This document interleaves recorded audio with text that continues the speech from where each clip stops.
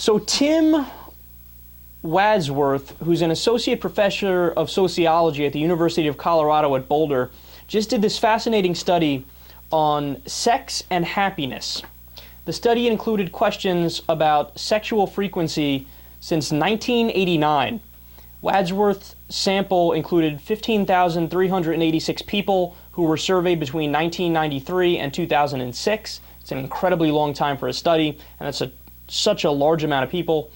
Here are his findings. Quote, "There's an overall increase in sense of well-being that comes with engaging in sex more frequently, but there's also this relative aspect to it as well. Having more sex makes us happy, but thinking that we are having more sex than other people makes us even happier."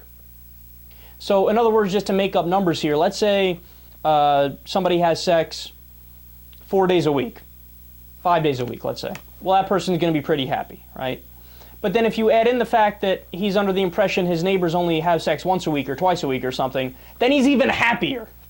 So it's one of those circumstances where the study is saying in no uncertain terms, sex, sex, sex, sex, sex, it's got nothing but positive psychological effects, and you're going to walk around feeling like $1,000,000 the more you get laid. Now, we talk about this study. Again, one of the most obvious studies ever done, in my opinion.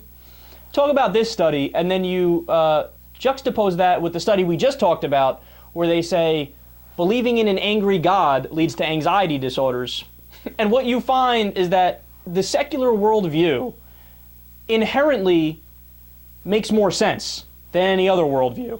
Now that's a bold statement, and how could I possibly say that? Well, I say that because the proof is in the pudding.